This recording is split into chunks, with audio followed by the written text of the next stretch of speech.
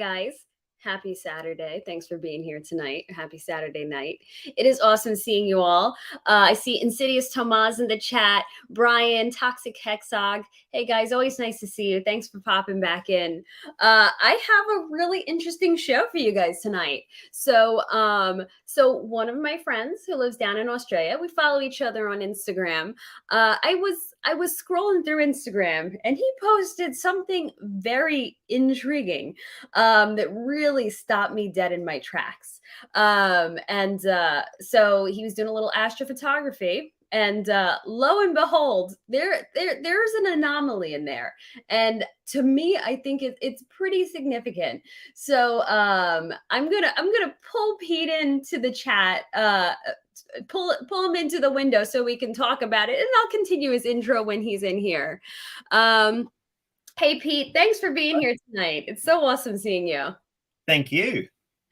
And just, I guess, a little background. Pete is a man of music, playing and production and touring and all that. So I met him on one of his many tours through America, and we connected on Instagram. And it was always interesting, Pete, because sometimes I could post some hostile memes, and I was reacting to them, and I'm like, it made me wonder. I'm like, I think me and Pete might be on the same page. We figured out that we got a lot of shared interest. Would you like to high strangeness? A lot of high strangeness. Oh yeah, for sure, definitely. And you know, do you want to tell us a little bit about yourself and what you do? Or, you know, I don't know what your limits are for being private on the internet, so I figured I turn that over to you if you want to give us a little intro to yourself. Yeah, sure. Well, this is I think this is my first kind of podcast type video cast that I've actually done and been invited to. So thank you for inviting me to your show. I watched a couple of episodes after you sent me a message saying that, you know, you'd like me on the show. So that was really good. It was great to, you know, watch some of your other guests and, you know, have a listen to the show. It was great. Yeah, I really like, you know, having such a broad range of topics to talk about and kind of being open and free to talk about strange stuff that happens, because it seems to happen to everybody. I guess it's the amount that people, you know, choose to acknowledge those strange things, really. Yeah. Which is, you know, some people acknowledge them a lot. Other people, they know they're there. They just don't kind of connect with them, or they just kind of, yeah, exactly. You know, it's something that kind of lives over there, and it might not align with their beliefs or something, but, you know, everybody knows that there's something bigger than us. And it works in mysterious ways. So that's kind of cool. And that's why I really liked, you know, watching a couple of episodes of your show. And I was kind of, you know, grateful that you asked me to come on and have a chat. So yeah, I am a man of music. You're here in my studio tonight. It's your tonight. I'm coming to you from the future. Being Sunday morning here and Saturday night there. I don't have any lotto numbers or anything for you, but you know, if I can, bring something from the future, I guess it's me now.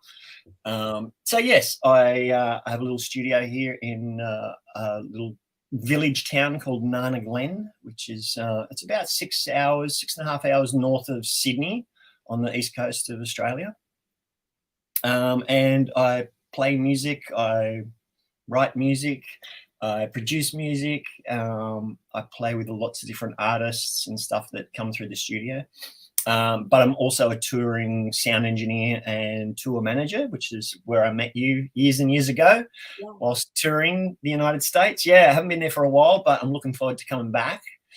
And hopefully that's on the cards reasonably soon. Ooh, exciting. Yeah, which would be fun and exciting. Yeah, I'm not sure in what capacity at this moment, but yeah, that's kind of what I do, and I've been doing that for most of my life, most of my adult life. I started sort of in the music industry about 16, 17 years old, and yeah, I've been fortunate enough to do a lot of touring here in Australia, but also a lot of touring in America and Asia, and yeah, it's been a fun time, and I've seen some very strange things. I would say Yeah, I mean, because like definitely from your Instagram, I see that you are a guy who's around the world, a lot, and especially like I've seen your Australian tour dates. Like it always Yep. seemed like, at least pre-COVID, you were constantly all over the place, which is interesting to me because when I think of Australia and I think of the outback and all that open land, I think of weird stuff. That's one of the Yeah. things that immediately comes to mind. And I would like to ask you about, where you said you live. Is that like considered a more of a country type place? Are you out in the Yeah. country? Yeah. Yeah, so it's a rural town. So the main town, I guess, that I live close to, which is about probably half an hour, 40 minutes drive. I'm sort of inland from the coast a little bit. Is a place called Coffs Harbour. So yeah, it's about 6 hours north of Sydney, and I live in a little village of about 800 people. Um, which is quite rural. So there's a lot of cattle and stuff like that, dairy farms and things like that around where I am. I guess the most famous resident of Nana Glen is an actor, a well-known actor called Russell Crowe. Oh, interesting. Yeah, so Russell's not quite my neighbour, but I guess he's maybe a mile away Oh, so across the river. he still has a residence. Yeah, yeah, yeah. He Okay. lives here. He's here quite often. I think he's away at the moment. His band has actually been touring. They did a big tour in Australia, and then he's been touring overseas. So I think he's still overseas at the moment. But he's quite regularly in town, in the village, as we call it. So yeah, it's a great little spot. I really like it. There's an airport in the main sort of town of Coffs Harbour, so it's nice and easy for me touring wise. It's only like a 1 hour flight from Coffs Harbour to Sydney, and then wherever I'm touring. Yeah, I guess a lot of people don't realise that Australia is actually, in geography wise, is sort of the size of America, but there's more people live in Texas than live in Australia. Just fascinating. I mean, Australia is just like this wild place. I mean, to us Americans, yeah, because like you said, like there's more people in Texas, but the other fascinating thing about it is that the majority of people live on the coast, so that you have like areas that are just completely uninhabited. Um, Yeah, when you're in the middle of nowhere in Australia, you are definitely in the middle of nowhere. One of the times when I was touring across America in the tour bus, it sort of pulled over one time, and I thought, wow, I'm finally in the middle of nowhere in America. And then within 5 minutes, there was a Walmart and a truck stop. And I thought, oh man, I thought we were in the middle of Arizona, I thought we were in the middle of the desert. And then all of a sudden, we just popped into sort of this civilization was like 5 minutes away, whereas in Australia, when you're in the outback, there's nothing. There's absolutely nothing for a long time. it's so hard to fathom, because I had heard like this interesting little statistic about the United States, saying that wherever you are in the United States, you're like um within 20 miles of like a road or something main, so even our middle of nowhere, you can get, I think 20 miles from a road. There's nowhere that's not, versus I think because people were making the comparison to Canada's real wilderness, where you can be hundreds of miles away from a paved road. And I'm guessing that's the same thing in Australia. And Yeah, exactly. Well, I think it was maybe the end of World War II. The Americans actually, as sort of as a way of showing their gratitude for, the Allied support with the war and all that sort of stuff, had actually offered the Australian government to build one of those sort of American superhighways right around the entire country of Australia. And Australia said, no, that's fine, we'll never need it. So you can actually drive around Australia, but it's very difficult in terms of there's not super highways and stuff that kind of go everywhere. We have them up and down the coast, but you actually get to the end. And once you're at the end, you're just on like a goat track, and you're in your four-wheel drive and off you go, So there's lots of difficulties in navigating the country in terms of driving around it. which is why a lot of people fly. And for us, when we tour America, having a tour bus is a huge novelty, and it's always really, really exciting. And I mean, you guys see RVs and big trucks and all that sort of stuff all the time, so you kind of, it's normal to you guys, whereas to us, like getting on a tour bus is like, wow, this is so much fun, because we can drive everywhere, whereas here we've got to fly, and doing gigs all over the country. Because you're traveling, like the last gigs I was doing were in Perth, which is on the far side, on the western coast of Australia. So it's like flying from, LA to New York just to do a gig for, an hour. It's a massive challenge in terms of traveling and logistics and all that sort of stuff, and time. It takes me sort of hours and hours to go from home all the way into town, to jump on a plane to fly to Sydney, and then meet the band in Sydney, and then fly all the way to Perth, which is kind of a 4 or 5 hour flight, get to Perth, do our gig, stay the night, turn around and come all the way back home. It's a lot. It really is a process. So like, yeah. I never realized that that's such a luxury where, like, the American tours where you got 5 nights a week and it's just each night there's a new city on the bus. I mean, because, I look at that as a non-musician. I'm like, wow, that road life is intense. But I guess that's nothing compared to the road life where you guys are at, where it's plane life and this and that, which explains why I've seen so many planes on your Instagram in terms of band travel. Yeah, look, I guess, airport lounges and just airports in general, like I get a little bit of PTSD, I think, these days, just when I go, oh man, I've got to fly again, Here we go. Yeah, And, exactly. I have seen like where some of the people you work with will, like, once in a while do an Outback tour, and that it's like, the special event. So when you're out there, like, okay, you're used to it. You're used to your country being like that. But does it ever start to like feel a little eerie, like anything could happen, and you can see something in the sky, or cryptid will come out? That's why I like taking photos. I'm a bit of just an iPhone photographer, really, but I love taking photos from airplanes, and when you're up at that sort of height and you're in that the atmosphere. Just, you never know that you're going to take a snap of something and then later look back at the picture and go, hang on, there's something a bit strange in there, or just being in different areas. I mean, I've never seen, and I've been to the United States a lot, and I've been out in sort of so-called middle of nowhere and on the tour bus, and you go outside and sort of have a look up at the stars and see stuff. But when you look at the sky here in Australia, like it's like nothing you've ever seen, you know what I mean? In terms of, we don't have that light pollution. The southern hemisphere, and where we are in the southern hemisphere, is a really magical spot in terms of what's above us, which is why, all that moon landing stuff and things that have happened that are transmitted through, when we see images from space that are transmitted back to Earth, all of the transmitters are here in Australia because we have the best view of basically the universe because of our geographical location.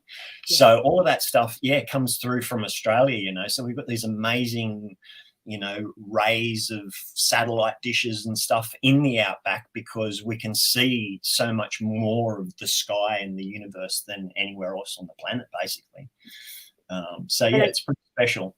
And I would think less EMF pollution too. So if there's a radio telescope, whatever else. Yeah, that's right. Exactly. So by not having that light pollution, sometimes when we are away on gigs and we're in, sort of regional areas, because we do pockets of gigs as well. Sometimes we do these odd gigs that are just, a city here and a city there, and we fly, but we try to kind of condense our stuff down so that we do, a bunch of dates in a sort of close area. We fly into a major city, then drive out to a rural area, and we do 4 or 5 nights sort of in, southern Victoria or Western Australia, and then it's a lot of driving, But when you're out in those kinds of places and you can look up at the sky and just see, we have the Milky Way here, which is kind of our big stretch of the universe that goes right across the sky. And that's where I took that photo. That's part of the Milky Way, which is just above my house, Okay, so that was in your yard. And let me go ahead and pull that up now while we're talking about that.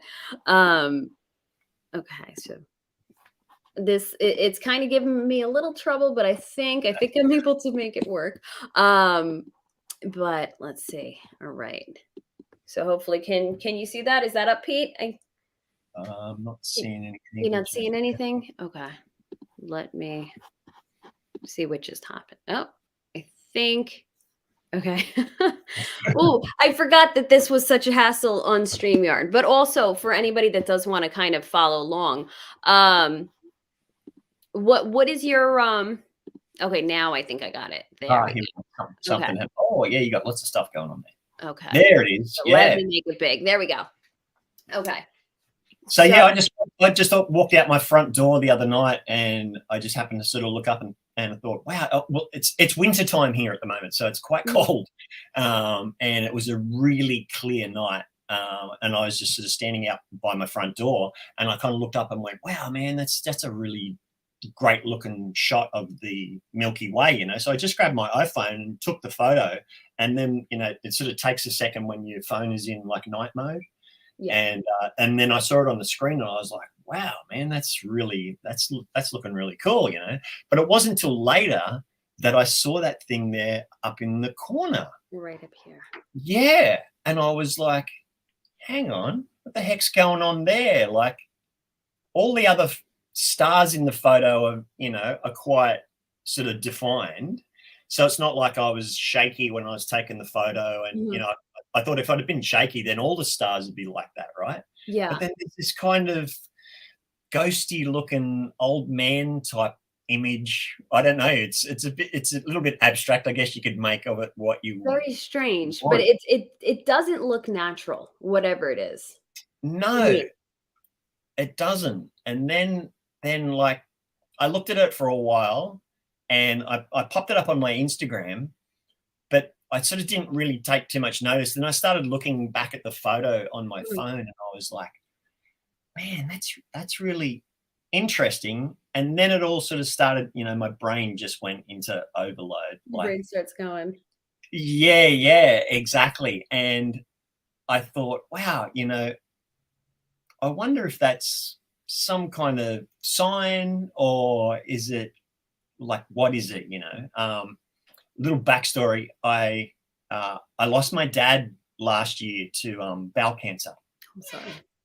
Yeah, and it was really tough, and it's only just past a year. It was June last year, so it's just a little over a year that I lost him. And I remember sort of talking to him close to around. He suffered for about 9 months, unfortunately. And went into palliative care. But I got sort of that 9 months to kind of really sit down and talk to him about lots of things. And I'm an only child as well, so I have no brothers and sisters. And my dad only had one brother left on his side of the family. So I spent a lot of time with him in palliative care while he was, you know, on his end of journey.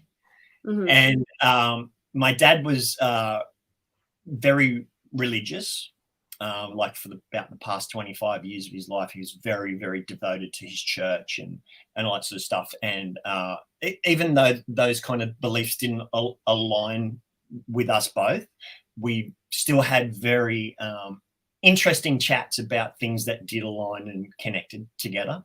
And I would often ask him about his thoughts about, you know, what was going to happen next, and, you know, who he was going to meet and where he was going to go on the next leg of the journey once he passed, you know. And I was asking him about, you know, heaven and hell and all those things that I thought he believed in. And he said to me, look, I don't necessarily sort of believe in heaven and hell, but I do have a belief that, you know, if you look up in the sky, there's a star for everybody, you know, in the sky, and they're people that have passed away. You know, one day I'll be a star in the sky, you know. And this, I had kind of forgotten about this conversation until I started looking at that photo, and then I was like, wow, you could, you know, if I really look at that photo, I can see almost, you know, an image of an old man up in the corner, you know. And it started to make me sort of think, wow, I wonder if that's a little message from my dad saying, here I am, you know. Because one of the last things that I said to my dad just before he passed, I said to him, please let me know when you get there. You know, that was basically, you know, I told him I loved him. And I said, please let me know when you get there. And he said, I will, you know.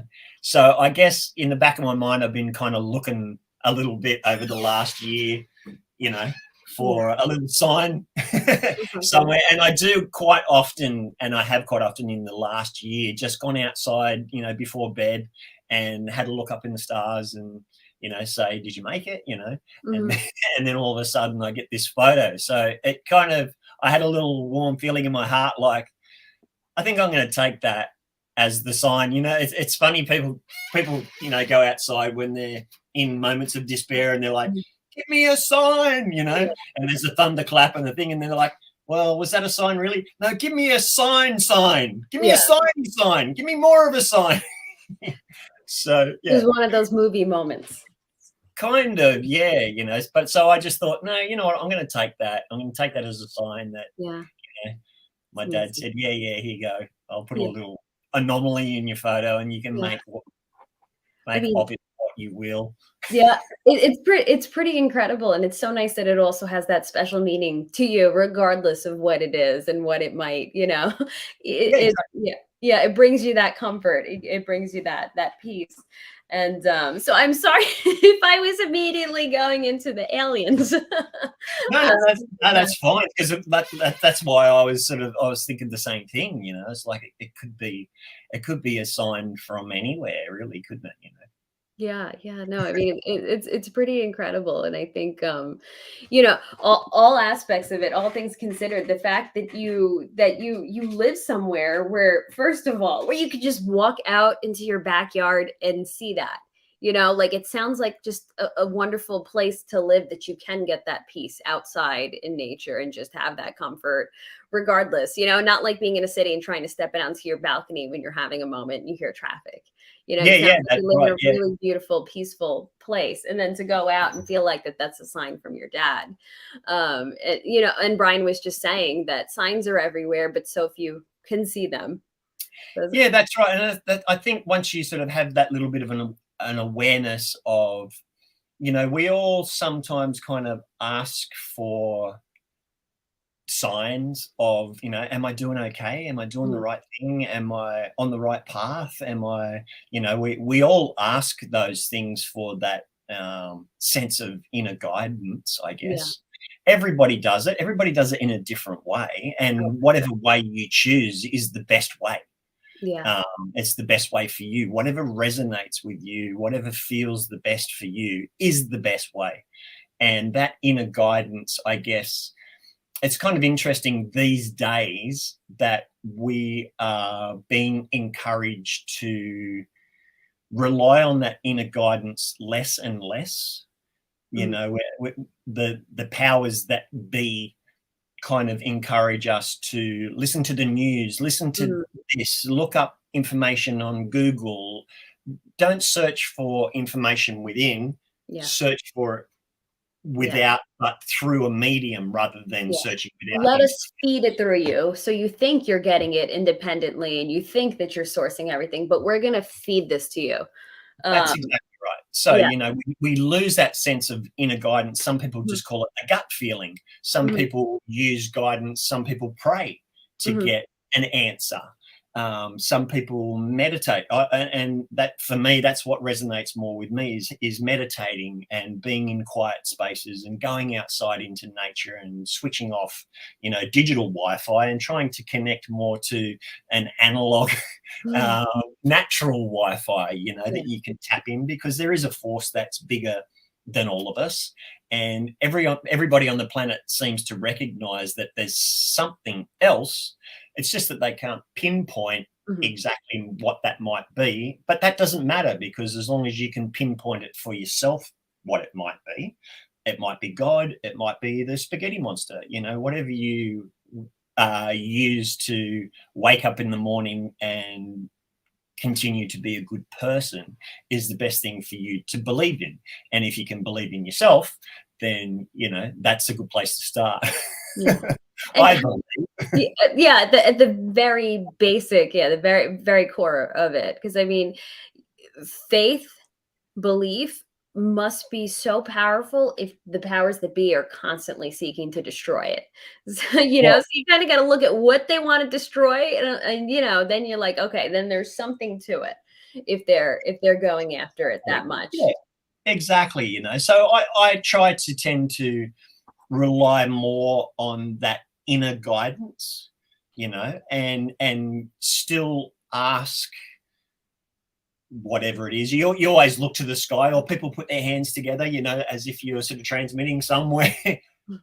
Am I doing okay? Tell me if this is the right thing to do. Is that the right thing to do? You know, is this the wrong thing to do? I'm trying to make a decision. You know, we all have these indecisive thoughts, and we ask something else when we're in an alone moment, you know. So if we can rely more on that and rely on those gut feelings to disseminate what might be misinformation. You know, we're always told this is disinformation, this is disinformation, believe this, don't believe that, you know. Whereas I still try and encourage myself to rely on my own gut feeling.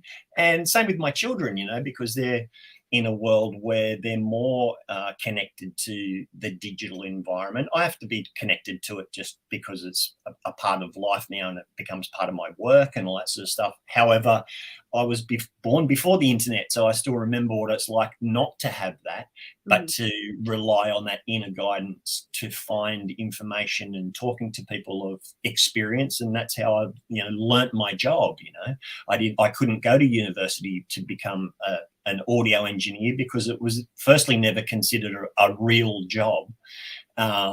And, you know, people wanted me to go, and I came from a family of pilots, you know, so they were encouraging me, go and learn how to fly and, you know, get a real job. You'll never get anywhere playing music, you know, or doing sound engineering. What's that? That's not even a job, you know. So I had to rely on seeking information, not from YouTube and the internet, but from people that had experience, you know. So I learned to kind of find information that worked for me, and things that weren't necessarily the correct information. I relied on my own intuition to discern what was proper information and disinformation. Whereas nowadays, my children are being taught, if you want to know the proper information, you know, look it up on something on the internet, you know. And there's lots of great information around. It's just hard to be able to filter. Oh, for sure. You know, and if we don't rely on what resonates with us within some part of our body, and we go, yeah, that actually sounds right, you know, that feels right. Yeah. You know, and it's relying on the feelings of information, you know, whether you feel compelled to make a decision based on your feelings rather than what are so-called facts or so-called science or so-called, you know, truth. Finding the inner truth, you know, is a hard thing to get. And now, because we are so bombarded with information all the time, it's getting harder and harder because everything's just in a cloud of haze of information, you know. So the cosmic internet, I like that, you know, the cosmic internet. And, you know, to me, the cosmos and the universe, you know, this is what I like to call it, it's the original algorithm. You know, nowadays in 2023, with the terminology that we use when we speak to each other, we understand what it means to update something. We understand what it means to download something. We understand what it means to have information in a cloud-based system, because that's part of our vernacular these days of the way we speak, because we all have technology devices that we carry around in our pocket, right? But you know, 30 years ago, if I'd said to you, wow, you know, I woke up this morning and I just felt like I had a download while I was asleep, and, you know, I got some information from somewhere else, and, you know, I'm feeling like, wow, I gained some knowledge that I didn't have yesterday, and all I've done is gone to sleep, and this morning I'm thinking about something a bit different, you know. You can say that in 2023 and it doesn't sound woo-woo and crazy, you know. People go, yeah, that's kind of cool. Yeah, what was your download, you know? The terminology shifts, and people have a different understanding. I guess with new vocabulary comes new neural pathways, in a sense. Well, that's right. And our friend Dr. Joe Dispenza. Have you heard of Dr. Joe Dispenza? No, I don't think so. He talks about that neural plasticity and, you know, forming new neural pathways. And look him up. He's really cool. He's kind of one of these guys that is able to kind of bridge that world of, you know, the woo-woo metaphysical stuff and the sort of science-based stuff. You know, if you start to talk to people about things that are a little less traditional, and maybe a bit more sort of cosmic, and, you know, about how maybe the universe kind of runs everything rather than us. Dr. Joe Dispenza, he's really good because firstly, he's a doctor. He healed himself from a really tragic accident that he had, you know, where he never thought that he would walk again. And he kind of rebuilt these neural pathways in his own mind, and kind of healed himself from a very serious accident. You know? Yeah, so he's, you know, he's able to teach people to basically reprogram themselves after, you know, having an injury or from ailments that they suffer from, you know. So his type of lectures and seminars that he gives are really informative and very open-minded. He uses a lot of meditation, and, you know, it's kind of, you know, like the placebo effect kind of thing, you know, where people go, oh, wow, I thought I was taking a medication that was going to fix me. It turned out to be a sugar pill, but I was fixed, you know. People say, well, why does that happen? Well, Dr. Joe is the kind of guy that can explain that, you know. He's the bridge between that sort of woo-woo world and the science world. And he kind of brings the whole he brings the whole thing together, you know. So yeah, I think of the universe as kind of the original algorithm. You know, we think of algorithms these days. Just a quick story. I was away on tour, and I had to share a room with a couple of buddies that were on the tour as well, because we were in a really remote location in Australia here in the Simpson Desert doing a massive big show. And the guy I was sharing the room with, he said, I snore really badly, you know, and I'm really sorry. I said, that's fine, man. It'll be okay, you know. Unbeknownst to me and the other guy that I was sharing the room with, this guy snored like an 18-wheeler going down a hill with the Jake brakes on, you know. So it was like a freight train. And anyway, he kept apologizing over the couple of days that we were sharing this room. And because we were in such a remote location, we didn't have any internet access on our phones or anything like that. But a couple of days later, I caught a flight home from Birdsville back to Melbourne. And as soon as my phone got in range of, you know, being connected back to the internet, I opened up Instagram at the airport, and all of a sudden, I kept getting all these ad suggestions for, you know, snoring. Oh, yeah, and I was like, okay, hang on a second. You know, I think this is true that you know, the phones are listening to you. Supposedly they don't spy, but, you know, we've seen enough evidence to the contrary. And it's so interesting that you didn't have data out there, but yet somehow your phone still stored that and decided to wait until you did get some data. That's that's scary. That's right. So, you know, this algorithm is constantly listening and all that sort of stuff, right? So again, being in 2023 and understanding the concept of how that algorithm works, because we're all subjected to it every day. Every time we open a device, it suggests, you know, toothpaste, because we're talking about toothpaste, or snoring. We are now comfortable with how that technology works and how, you know, suggesting ads and suggesting information to you works. You know, the more you look at golf pictures on Instagram, the more it's going to send you golf stuff, you know. But if you think of the universe as the original algorithm, and how our thoughts manifest the things that we want in our life, just like, you know, the more we talk about lack and poverty and struggling and, you know, having a hard time, the universe's algorithm will just give us more of that, you know. And when we learn to sort of shift our thinking into, well, you know, I'm grateful for the things that I have. I've got a beautiful studio here. I live in a beautiful part of the world. You know, I get to transverse and converse with people from the other side of the planet, you know, in real time. And then, you know, the more you're grateful for those things, the more the algorithm of the universe gives you more of those things, you know. So that's kind of more my beliefs in life in general, you know. It doesn't sound too woo-woo. not No, too no, strong. I mean, and I'm familiar with manifesting. That's not like, that's not part of my belief system, but I think, there's still value to being positive in the way you think. Because I do come from a Christian background, and in the Bible it says, the tongue has the power to bring life and death. And it was actually, I mean, I might not be quoting that correctly, but I was reading a book about it, Blessings and Curses. Yeah. So it's interesting, that even if we have different beliefs, we are approaching things in a similar way. Like this is talks about, being careful about the way you speak of thing.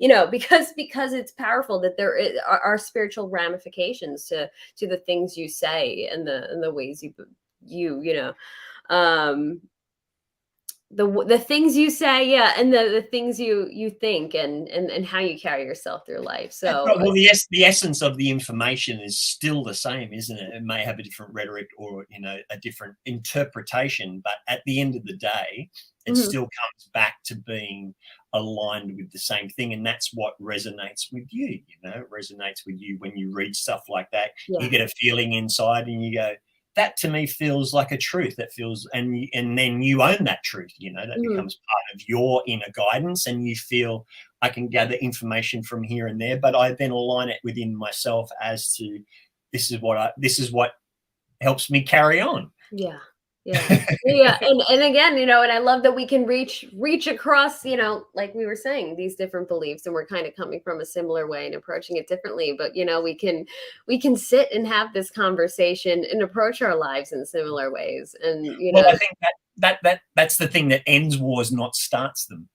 You know, yeah, it's the thing that starts wars is people going, no, this is my belief and this is the truth, and yeah. your belief is not the truth. And look at what's Whereas going on in the world. We're in the midst of that right now. Even if it's not, boots on the ground, just the way people have turned on each other completely.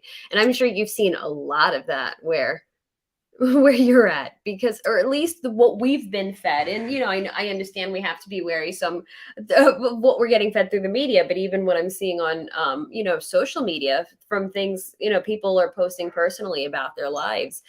We are in a very divided time, especially here in the Northeast of the United States. People have really turned on each other, but like some of the things we saw coming out of Australia, like you were saying, starts wars. That type of belief starts wars, and it really was like a war of the ideologies going on down there. I mean, it looked like a prison state from what we were seeing up here. it was harsh. I mean, I was, sort of on the outer perimeter of that, and luckily, just living in the area that I live in, being a rural place, this was where I was locked down. So for me, I was just, I was Good place to be. locked down in a nice studio, which was fine. But it did impact, on my work, not being able to travel, not Mhm. being able to sort of be out in the community stuff, being involved in just, Australia has no borders. We're an Mhm. island, we're the biggest island in the world. And then all of a sudden, our states were our borders, and I couldn't travel to the next state, which is only, a 3 hour drive, because we were all shut out, and then when things started to sort of come back together, we had to have travel passes to go from one state to the next, which was just absolutely crazy. I never Disturbing. thought that kind of thing would ever happen in Australia. We're an island. Yeah. Yeah. Yeah. It's not like you've got to go through another country to get somewhere. We're just one island, we're one block of land, and all of a sudden all the different states were having different rules, and it was really crazy to travel. And when things did start to come back, and the music industry sort of, once the implosion kind of landed and things started to come back a little bit, and entertainment, people were really screaming for entertainment because they'd been locked up in their houses, and some people couldn't drive more than 5 kilometers, which is only like a couple miles. You couldn't drive more than that from your home. The people that had family that were in distant places, and it was really, scaring people that it got to the point where there were military helicopters flying around, and you know what I mean, they were just locking up people in their houses, and it was freaking everybody out. And we've always been, you know, a very open country. Yeah. So to see that happen, and to feel the effects of that happening was very daunting.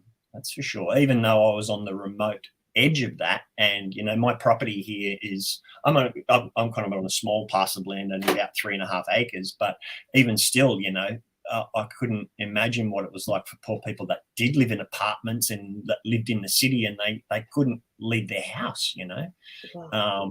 my properties is half the size of some suburbs. You know, so I was able to still go out and mow my lawn and walk around with my dogs, and Yeah. not sort of feel the effects of it too much. But I was one of the lucky ones, you know. So yeah, I tip my hat to you guys that were going through it in cities and areas where there are a lot of people that were running on a lot of fear because there was just an unknown, you know, and that sense of not having that innate ability to just rely on what you felt, because there was so much information coming in by the truckload that people were just kind of broken down in their way of thinking, you know, Yeah. which Oh was hard. gosh. Yeah. I mean, people were, people were hostile. People were yelling at each other in stores. But I mean, nothing like what you guys experienced. Because if you wanted to pick up and drive to California,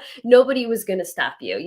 We still had the Yeah, okay. freedom of movement. Maybe just not outside the United States borders, but we can move freely from state to state. So like, it's so mind blowing and hard for us to fathom. And we were watching videos of like the police in Australia beating people for like daring to venture outside too far and hang out with people. Like it was really really shocking. And Brian brings up a point. I don't know how you feel about this, but and I don't know, with your job, if you do want to speak about this, but he was saying, this is what a lot of us in the United States said, that because Australia gave up their guns, then it becomes easier to victimize the people and turn you guys into a police state. Here, if you attempted that same stuff in America, people would, they would take up arms. So that's Yeah, yeah. I don't know. It's. I mean, I don't have too many opinions mhm. on those types of things. Yeah. I'm And sorry, I don't mean to put you on the spot. You no, can no, no, totally it's fine. I like it. It's good. It's good. It makes me think, and be uh-huh. spontaneous. But there's all kinds of weapons that humans use. They're not necessarily guns, but Mhm. like we were talking about before, just the power of the tongue can be a weapon. Mhm. So in terms of freedoms and all those types of things, I don't necessarily believe myself. I never feel unsafe here in Australia because I don't have, some kind of a weapon to defend myself. But yeah, that some people feel that way, that they need to defend themselves because of fear. You know Yeah. what I mean? And I guess if we live on the planet with less fear, then there's less to protect yourself from if you're not fearful. Yeah. That's just my belief. Mhm. People are allowed to believe and feel what they like. And I guess it's when we lose that right Mhm. is what makes people choose some kind of a weapon, in terms of, it may be a gun, it may be a stick, it may be your words, it may Yeah. be something else, that you feel you need to protect yourself. But I feel myself that if you don't feel that you're in any danger, Mhm. then there's no protection needed. So it's just having that innate feeling within yourself of feeling okay no matter what happens. Yeah. You know what I mean? Yeah. And Yeah. that's, You have that piece. I think you have to have that peace, and it's hard for us to find, Mhm. but it's an inner security Mhm. that however you obtain that inner security is your choice. Yeah. Yeah, no, definitely. And I think, as Americans, it's not so much the fear and the need to protect yourself. It's almost like we use it like in insurance, because there's a belief that actually, and I think Brian states it well here, you don't have to use them, but having them stops the authorities from overstepping their boundaries. It's a deterrent to know that Americans are armed to the teeth, against our own government. So basically, we use it here as insurance against our government. And I know that's hard for a lot of different countries to understand, and they think we're insane for it, but that's where the resistance comes from. It's to protect us from tyranny, I guess. But if you I think we've got 24 million Australians, like I said, less than Texas. But would you be afraid of 2 guys with a gun or 24 million people with a stick? Yeah. No, I hear you, and I'm not. I'm not. Yeah, just showing our perspective. Exactly. So, however people choose to protect themselves, I think is irrelevant. You know what I mean? That there are more people than there are a government.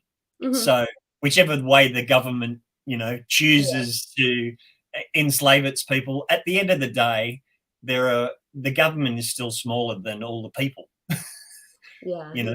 So that's just a different way of looking at it. Yeah, definitely different perspectives and different parts. Exactly. And that's what makes the world go round. Different ideas and different opinions. It's okay to have them. Yeah. But and that's a wonderful thing. We can still be friends. We don't have to turn on each other like everybody did. It's just respecting other people's opinions, and their choices and their beliefs. If we all respected each other's opinions and beliefs, and the world would be a happier place. We can't all be the same, because that would be boring. We're all integral cogs in how the whole thing works. And it's always good, getting up every day and still asking that question. I wonder how it all works. That keeps the fruit of creativity. I'm a creative. That's my line of work. I guess that's my purpose in life, is to be a creative. So when times are tough, I have to be creative, in trying to get through that tough time.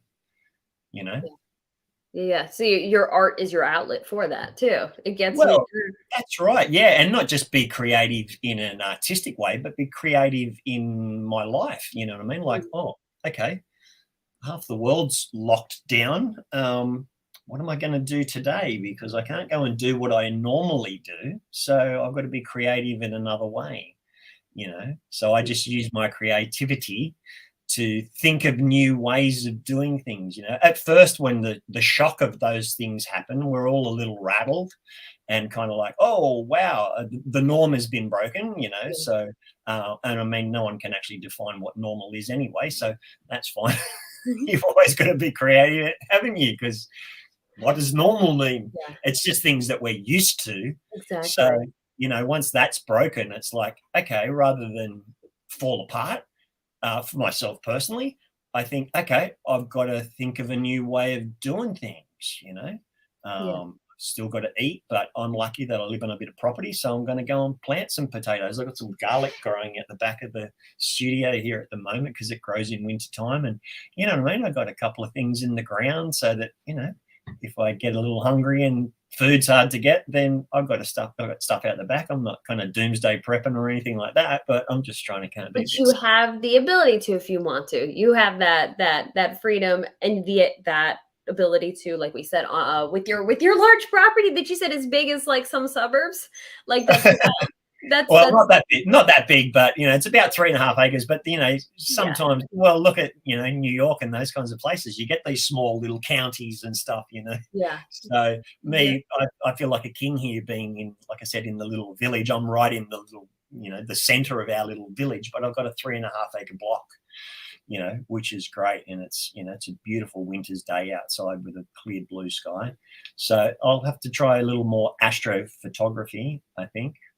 And back to the astrophotography, I have to say, I think that's incredible, because I thought you took that like through a telescope or something. Oh, okay, yeah.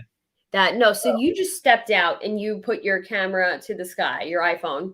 Just my iPhone, just went outside, up like that, went click, and then it took a second because it goes into, sort of like high exposure mode or something, like, yeah, night mode. And then I looked at the photo and I was like, wow, man, like it really blew my mind that we've got a device in our pocket that you can just point at the sky and click. And, like 4 seconds later, you got a photo that looks like that, like.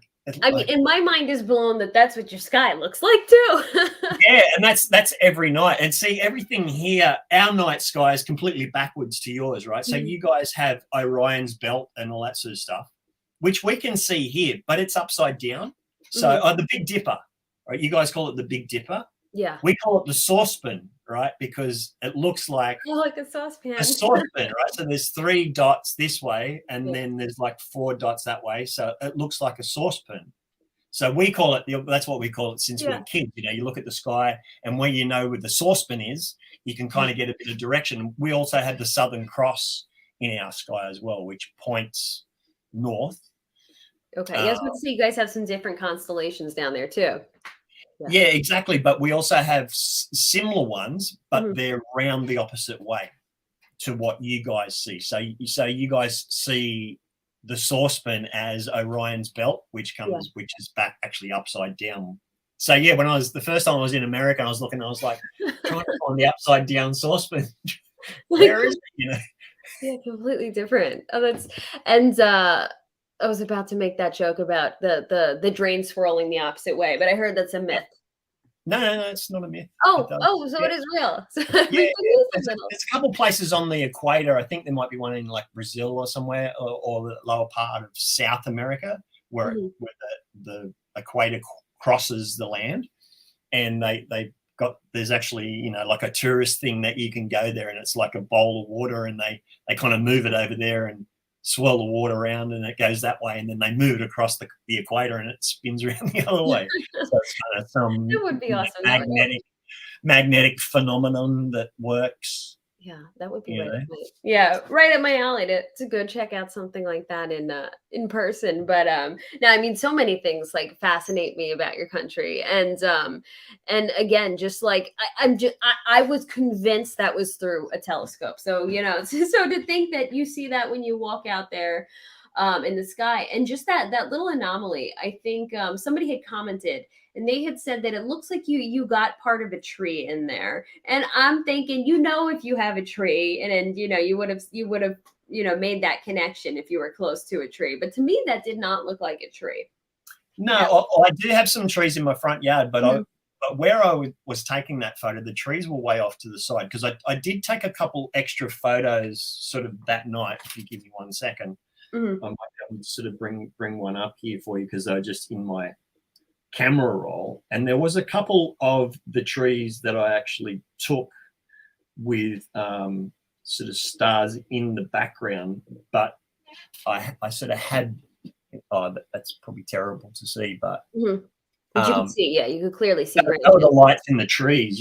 So where I was actually taking the other photo was away from the trees.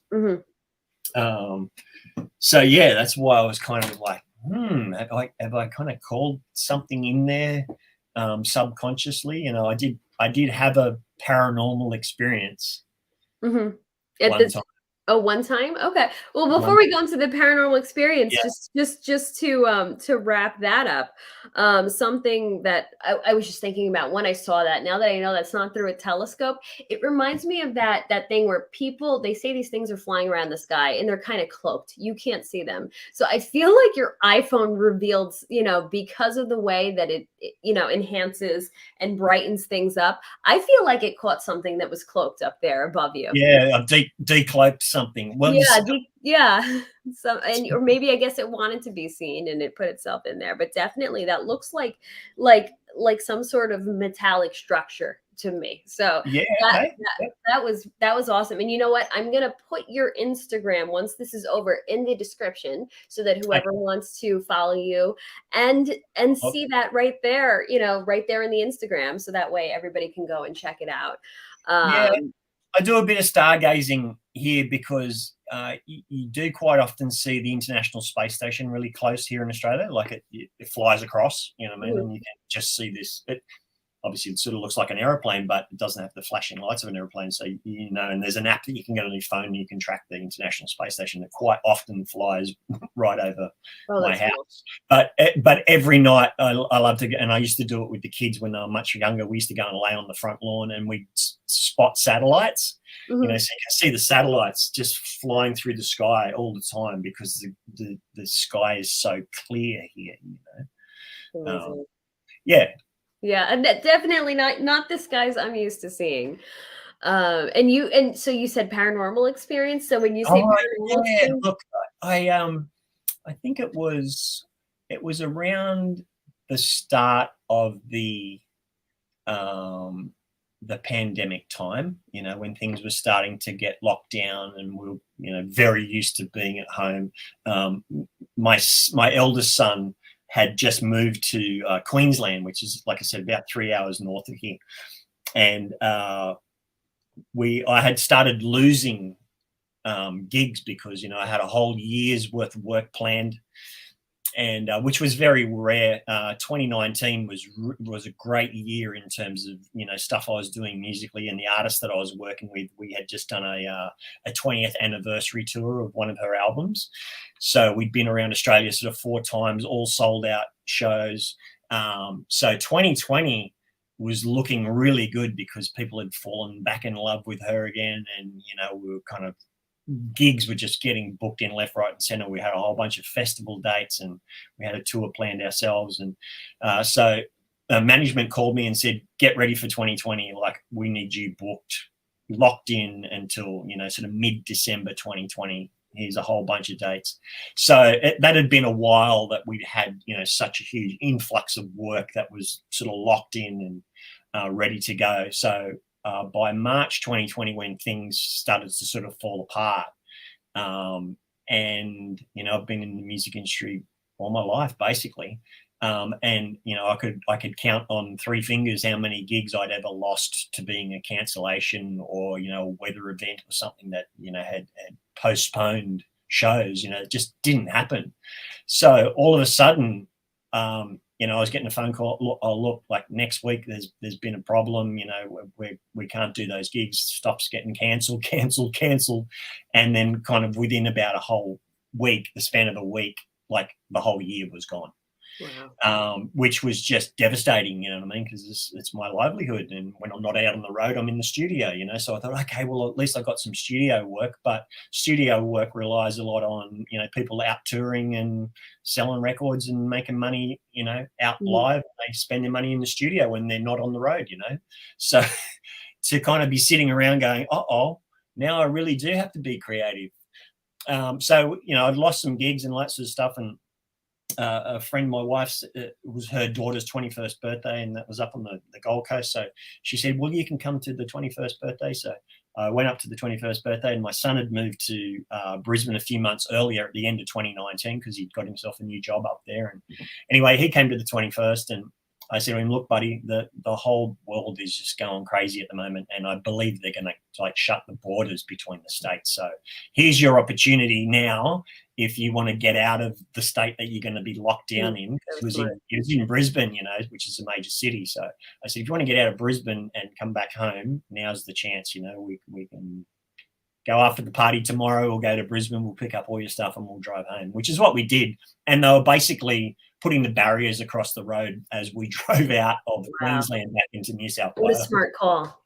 Yeah, exactly. So it was good to just have that family unit back together, you know. But once we were all back home, I was looking at different ways of, you know, how to move forward, I guess, in what I was going to do. So I was asking that inner guidance, you know. And I'd seen a thing on YouTube where sometimes people that like to spot UFOs and stuff, they've worked out that if you go to a location where, you know, it might be well known for people to see UFOs and things like that, that you can actually call them in, you know. And you can either do a bit of meditation, or you can sit around a campfire and say, okay, we want to see the aliens tonight, you know, we're going to stand here and we have that over here. Show yourself. Yeah, you know, you can kind of Yeah, we have a hotspot and they gather there and have like whatever where they summon these things, and I steer clear. I'm like, all right, I'm not gonna mess with any of that. Yeah, or I mean, well, summoning is kind of a big word as well, you know, because you can think of summoning things, and people think of summoning, you know, demons and all Mhm. sorts of stuff, you know what I mean? But I guess if what's the word? There is a word, and I'll think of it in a second, but it's not. It'll come to me. It'll go around my body and then come back out. But it's kind of yeah. So you do it with incarnations is, you know, when people do not like spells, but it's kind of like wishing more than Mhm. summoning. Okay, when you think of summoning, I think of demon stuff like negative, Mhm. whereas I think you can kind of call things in, Mhm. but in a positive way and not feel like that.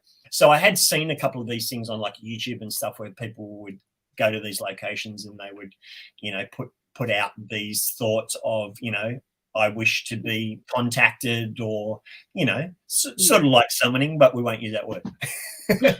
And so I thought about this, and I had also watched something where people were doing it kind of in meditation as well.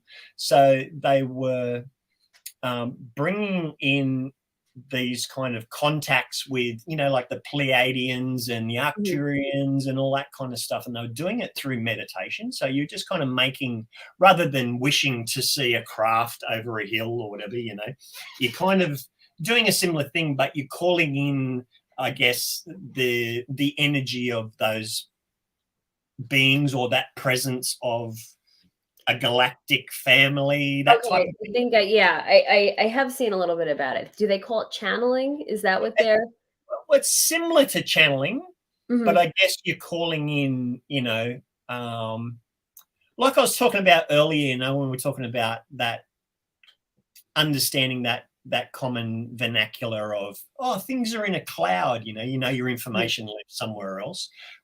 People do that spiritually as well, and they call on, you know, the spiritual cloud that has Mhm. information, and they're able to connect with it through meditation, all that sort of stuff, you know. So similar to channeling, I guess. Channeling is more, I guess, connecting with one entity and bringing forth information in a you know, almost like a live streaming kind of way, where you're connecting to some other kind of entity. I don't know if entity Mhm. is the right word, but, you know, just Identity. information and energy, you know.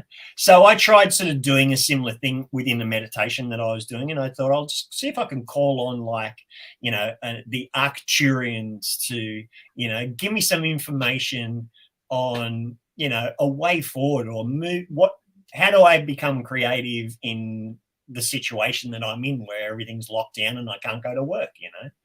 So I went to bed that night and I sort of put on some, you know, a cool kind of meditation music and stuff, and got myself into this sort of state where I was like, you know, I'm feeling okay to call something in, that I can ask for some information. And I didn't think anything of it. I kind of just fell asleep, you know.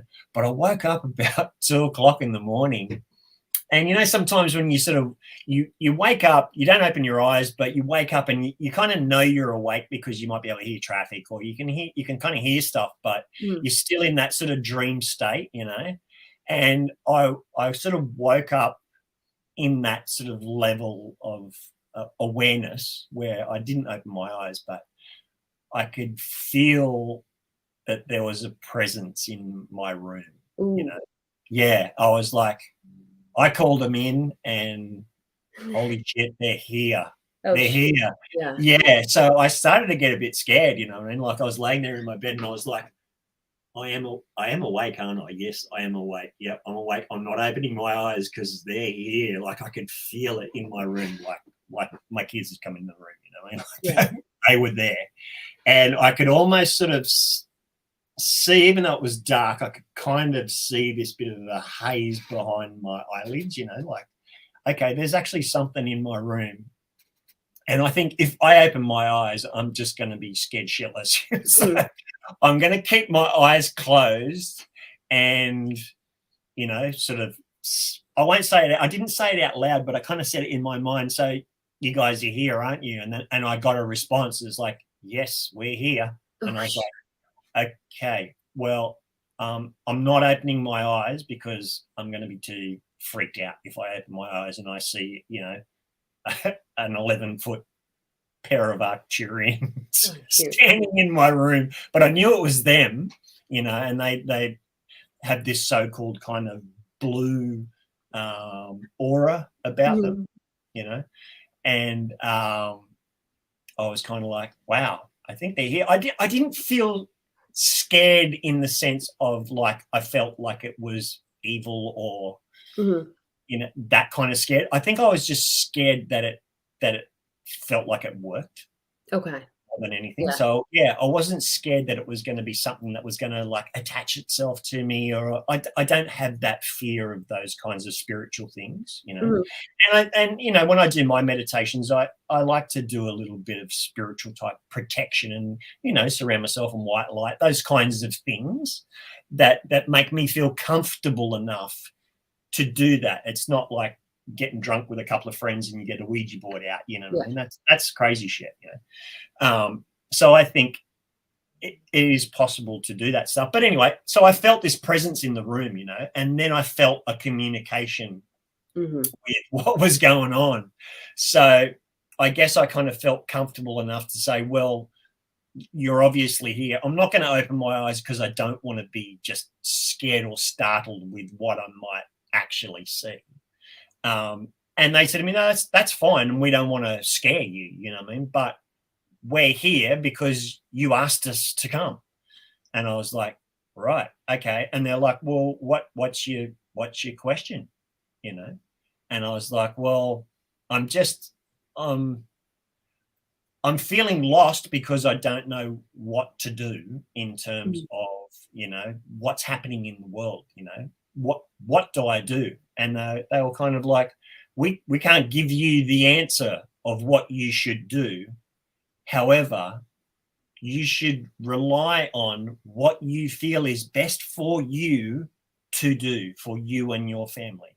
Trust yourself was basically what they told me. Trust yourself. You will come up with the right thing to do if you trust your own decision. You can't make a bad decision. And I was like, when I felt what they were saying, because it was all obviously sort of telepathic, what I was hearing and feeling, I was just like, wow, okay, all right, cool, thanks. and they were gone. Wow, that's it's pretty intense, and especially because a lot of times, you know, whether it's the Greys, whatever they may be, that's how they communicate. That telepathic communication, you're always hearing that, and you know, that I guess they're legalistic. You know, most spirits are legalistic. So if you're inviting, they're gonna come and come out to the invite. Apparently, just like they said, you called us, we're here. What do you need? Well, like I was saying earlier in the conversation, is we all ask and we all invoke from the universe, whether we're praying, whether we're just saying, what do I do? We all ask, you know what I mean? So I don't think people should ever be scared of getting an answer. You know, it's pretty intense inviting the Arcturians to you. You know, yeah, that's just why I'm like, oh shoot. Yeah. Look, I had just been thinking about all that stuff. Like I said, when my son came back from Brisbane, we were out here, you know, and I said to my two children, look, who are both musicians, they're now Lee, my younger boy, is about to turn 21. Sam, my older boy, is 23. So there's the three of us, you know. We played in a band together for 6 years. You know, they were 11 and 13 when we started our little band. You know, we did 600 gigs together as our little band. And so they're both creative people as well. And we sat out here in the studio and I was like, look, the world is locked down. It's going crazy, but we're stuck in here. So how bad can that be? You know, let's start a band. So we started a band called the Sons of Lyra. And it was just a name that was somehow channeled to me. My son and I were in the lounge room. I was like, we've got to come up with a band name, you know, we've got to be the sons of somebody, you know. So we're just messing around with all these names and kind of workshop and just bullshit, you know. Anyway, this term, the Sons of Lyra, came out of my mouth. And my older boy said, what's Lyra? And I said, well, I think it's a constellation in the sky. There's, you know, one of them is the lyre, which is like, you know, the oldest instrument in the world. It's a string. It's like a harp. It's the stringed harp. And it's called a lyre.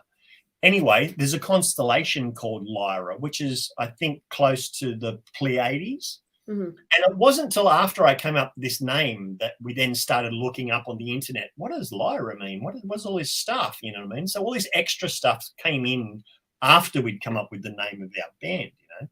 And basically it sort of turned out that we'd unintentionally called ourselves the Sons of Lyra, Lyra being a constellation, you know, part of, you know, Sirius and Pleiades and all these so-called sort of ancient starseed galaxies and stuff. You know, we called ourselves the son of this, you know, galaxy, Lyra. And so that just got our minds thinking, and it turns out, you know, there's a lot of Greek mythology all connected to Lyra and how it works and why that constellation's in the sky and, you know, all that sort of stuff. So we kind of went down this rabbit hole, and that's what got me, you know, learning about Arcturus being another constellation of an ancient, you know, civilization or starseed race, galactic family, I call them. So that's why it doesn't kind of, I don't feel anything negative about those things, you know. The spirit world and galactic world, they're all on different kinds of planes and levels, you know. We have the ability to be able to call in things from all those different levels and planes of the universe. I guess it's just what your fear's connected to in terms of things maybe being demonic or scary or that sort of stuff. You know what I mean? Again, if you don't feel any fear, then you don't feel like you need to be too. Yeah. Oh no. Yeah. Like some of us, like me, I stay away. I stay safe. You know. So that's great. You know. And you know, and I feel like QC Organics is on the same page, saying, you know, relying on outside entities seems risky, and I guess, you know, everything in life has a risk, and you know, and the fact is, where I choose to stay away from all those. I appreciate you sharing the story, because I mean, it really is like, wow, well, taking it back, you know, to hear how that. Isn't it interesting though that through that process, that outside information then told me exactly that same thing, that the answer should come from me. Yeah. It's basically big old circle, right? Came right back. So really, in the end, you know, that was the result. Was they said, thanks for calling us in and asking us a question. However, you should rely on your own intuition to give you the answer. We're not here to give you the answer. It cracks me up, because it's kind of like, thanks for calling, but don't call again. Exactly. Call when there's something more important that you want to know. But if it's something that you want to know, we're not necessarily here to give you the information. You know what I mean? Yeah. We can possibly help you with some guidance, but the guidance was to trust myself, which was a great piece of advice. And it seems to have worked out for you. I'm sorry, I'm just gonna. All of a sudden, your mic is coming in like crunchy and crispy. Did anything change over there, or no? I didn't touch anything. Okay. I don't know. Maybe if I mute you and unmute you a second. Okay. Well, we'll just roll with it. But so it's and again, you know, interesting the fact that you know, Acturians and all these connections happening, and especially the fact that you live in a place where all of that is clear, and you know, Australia is known for the things that are visiting the continent. I mean, really, when we talk about high strangeness, I mean, this is like, you know, you're on a high strangeness continent, having some really freaky experiences. And oh, Brian says, you know, that sound, is it the Men in Black outside again? Yeah, maybe they're messing with my microphone. For me. But so you were visited by the Acturians in your room, but you had mentioned seeing things in the sky sometimes. Like, is that a common occurrence where you're at? Yep. Yeah, all the time. And I mean, I'm on a flight path as well from Sydney to Brisbane. Mhm. So there is a flight path, probably 20 or 30 miles in the sky to the west of me, where a lot of the traffic that services those two major cities here in Australia, it's quite busy. You don't hear a lot of it, maybe on a really clear night. I mean, because the planes are so high in the sky, but you just see the little flashes, and sometimes you see like the chemtrail type thing, Yeah. in the sky. But I just know that's a route because I fly that route quite often as well. There's times where I look out and I go, oh, there's my house down there, Yeah. which is You know kind of what the norm is for your area.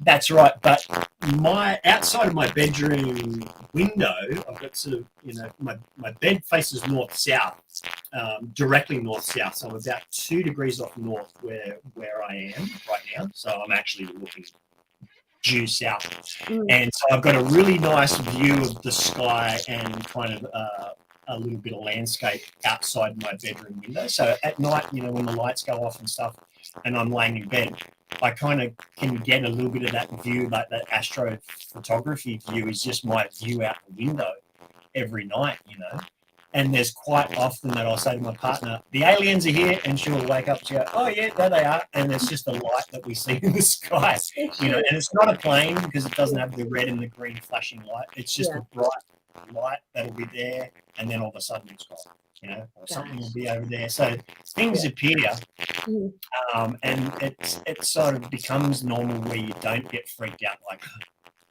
what's going on in the sky, And I guess because we don't have that, lots and lots of air traffic, and it's where I'm looking is away from where that kind of highway of stuff is. And we have a lot of curfews here in Australia with our flights. So after a certain time, like you're not allowed to fly between Sydney and Brisbane after about 9 o'clock at night. So from 9 o'clock, I think the last flight's at 10 o'clock in Sydney, and maybe the same in Brisbane, because there's such built-up areas. So you're not allowed to fly in after that time. That's why all of our international flights land in the morning. Okay. Some of them take off late in the evening, but nothing after 10 o'clock. So at 10 o'clock at night, there's no planes flying around. Okay. Unless they're part of an international flight that's going across Australia to somewhere else. But yeah, the sky after 10 o'clock at night here is, if you see something moving, it's not. Then it's them. It's them. Oh, they're back. So it's pretty quiet, in terms of commercial stuff. You're allowed to fly around in your private plane or whatever, but nobody lives here. Nobody lives in this country, so to have someone flying around at 11 o'clock at night in a plane is, it's pretty rare. Yeah. If you see something moving in the sky, it's a satellite or.